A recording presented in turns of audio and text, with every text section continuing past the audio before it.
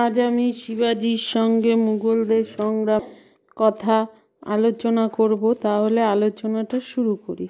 শিবাজির সামরিক শক্তি বৃদ্ধি ও রাজ্য জয়ের কথা দিল্লিতে সম্রাট ঔরঙ্গজেবের কানে পৌঁছায়। 1659 খ্রিস্টাব্দে উত্তরাধিকার যুদ্ধের অবসান হয়। আওরঙ্গজেব তার সিংহাসন নিষ্কণ্টক হলে তার মাতুল শায়েস্তা খাঁকে দক্ষিণে শিবাজিকে দমনের জন্য 1660 খ্রিস্টাব্দে নিয়োগ করেন। শায়েস্তা খাঁ ছিলেন চতুর এবং অভিজ্ঞ প্রশাসক ও সেনাপতি। শায়েস্তা খাঁ মারাঠাদের বিভিন্ন স্থান থেকে বিতাড়িত করে মুঘল থানা বসিয়ে দেন এবং পুনায় তার প্রধান শিবির বসান। মারাঠারা বাধ্য হয়ে পুনা থেকে পিছিয়ে যায়। সুশৃঙ্খল সুসজ্জিত মুঘল বাহিনীর সঙ্গে সম্মুখ যুদ্ধে জয়লাভ অসম্ভব একথা চতুর শিবাজি বুঝতে পারেন। শিবাজি মুঘল সেনার মনোবল নষ্ট করার পরিকল্পনা করেন। শিবাজি রাতের অন্ধকারে একদল সাহসী সেনা নিয়ে শায়েস্তা খাঁর শিবিরে হানা দেন। তার অতর্কিত আক্রমণে বাধা দিতে গিয়ে শায়েস্তা খাঁর হাতের একটি আঙুল কাটা পড়ে। তার পুত্র আবুল ফত নিহত হন। শায়েস্তা খাঁর এই পরাজয়ে মুঘল সেনার মনোবল নষ্ট হয়। সম্রাট আওরঙ্গজেব এজন্য বিরক্ত হয়ে তাকে বাংলার সুবাদার পদে বদলি করেন এবং যুবরাজ মুয়াজ্জমকে দক্ষিণের সুবাদার পদে নিয়োগ করেন। বিখ্যাত রাজপুত সেনাপতি জয় সিংহকে সহ সুবাদার নিয়োগ করা হয়। ইতিমধ্যে শিবাজি মুঘলের সুরাট বন্দর লুট করে প্রায় 1 কোটি টাকা মূল্যের ধন সম্পত্তি তিনি পান। সুরাটের ধনী বণিকরা বহু অর্থ দিতে বাধ্য হয়। একমাত্র ইংরেজ কুটি তোপ দেগে আত্মরক্ষা করে। সুরাট লুঠের সময় বণিকদের ও নগরের অধিবাসীদের উপর মারাঠারা অত্যাচার করে। এজন্য মারাঠাদের বদনাম হয়। জয়সিংহ ছিলেন অত্যন্ত চতুর, সাহসী ও রণদক্ষ সেনাপতি। আওরঙ্গজেবের অপর এক বিখ্যাত সেনাপতি দিলির খাঁকে জয়সিংহের সাহায্যে পাঠালে তার শক্তি বাড়ে। এ পর্যন্ত বিজাপুরি বা মুঘল কোনো সেনাপতি শিবাজিকে পরাস্ত করতে পারেননি। সুতরাং জয়সিংহ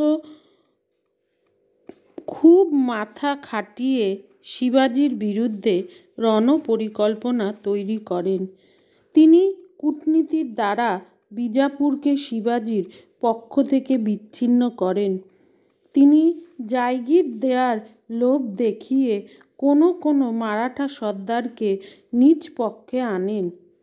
জাঞ্জিরার সিদ্দি ও ইউরোপীয় বণিকদের তিনি মুঘলদের পক্ষভুক্ত করে শিবাজির পালাবার পথ বন্ধ করে দেন। তিনি আফজল খাঁর পুত্র ফজল খাঁকেও মুঘলের পক্ষভুক্ত করেন।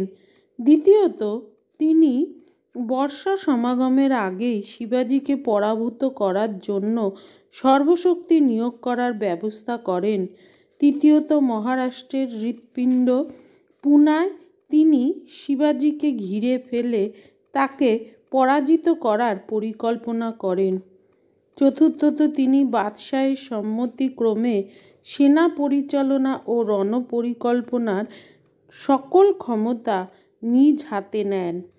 অপর সেনাপতিদের তার আদেশ মানতে বাধ্য করেন। এরপর তিনি শিবাজিকে পুরন্দর দুর্গে অবরোধ করে ফেলেন এবং বাইরে থেকে এই দুর্গে সাহায্য আসার সকল পথ বন্ধ করেন। মুঘল কামান দুর্গের উপর অবিশ্রান্ত তোপ দেগে দুর্গের দেয়াল ভেঙে ফেললে শিবাজি বাধ্য হয় আত্মসমর্পণ করতে। পুরন্দরের সন্ধির দ্বারা মুঘলের সহিত শিবাজির শান্তি স্থাপিত হয় 1665 খ্রিস্টাব্দে। এই সন্ধির দ্বারা শিবাজি মুঘল সম্রাটকে 23টি দুর্গ ও বার্ষিক 20 লক্ষ টাকা রাজস্বের জায়গা ছেড়ে দেন। 2. শিবাজির হাতে থাকে 12টি দুর্গ ও 5 লক্ষ টাকা আয়ের ভূমিখণ্ড। 3. শিবাজি বাদশাহের সার্বভৌমত্ব স্বীকার করেন। তার পুত্র শম্ভুজি মুঘল দরবারে 5000 মনসবদারের পদে নিযুক্ত হবেন বলা হয়। 4. বিজাপুরের বিরুদ্ধে মুঘলের আসন্ন যুদ্ধে শিবাজি মুঘলকে সাহায্য করতে অঙ্গীকার করেন। 5. একটি গোপন শর্তে স্থির হয় যে যদি শিবাজি বিজাপুরের অধীন পায়েনঘাট ও বালাঘাট আসন্ন মুঘল বিজাপুর যুদ্ধে দখল করেন এবং যদি সম্রাট তাকে এই অঞ্চল দিতে সম্মতি দেন তবে তিনি সম্রাটকে এজন্য 2 কোটি টাকা দিবেন। এই শেষের 2 শর্তের দ্বারা কূটবুদ্ধি জয় সিংহ শিবাজি ও বিজাপুরের সুলতানের মধ্যে স্থায়ী শত্রুতার সৃষ্টি করেন।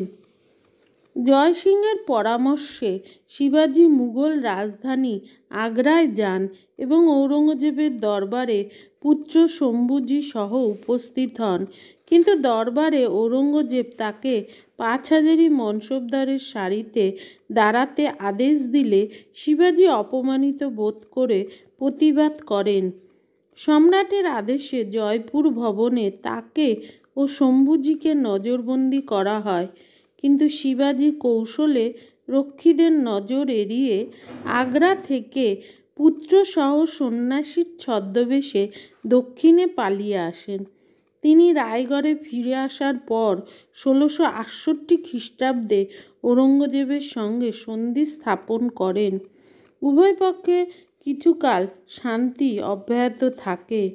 3 বৎসর শান্তি রক্ষার পর 1670 খ্রিস্টাব্দে শিবাজি পুনরায় মুঘলের সাম্রাজ্য আক্রমণ ও লুটপাট আরম্ভ করেন। তিনি একে একে পুরন্দর, কল্যাণ, সিংহগড় প্রভৃতি দুর্গগুলো মুঘলের হাত থেকে উদ্ধার করেন। জিঞ্জি, ভেলোর, কর্ণাটকের কিছু অংশ তিনি অধিকার করেন। 1674 খ্রিস্টাব্দে শিবাজির রাজ্যাভিষেক সম্পন্ন হয়।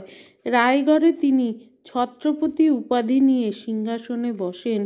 তিনি মহারাষ্ট্রের সমুদ্র উপকূল নিজ অধিকারে রাখার জন্য পোন্ডা ও কারবার অধিকার করেন এবং জাঞ্জিবার সিদ্দিদের সঙ্গে সংঘাতে লিপ্ত হন। এজন্য তিনি একটি নৌবহর গঠন করেন। এইভাবে রাজ্য বিস্তারের কাজে লিপ্ত থাকার সময় 1680 খ্রিস্টাব্দের 13 এপ্রিল শিবাজির মৃত্যু হয়।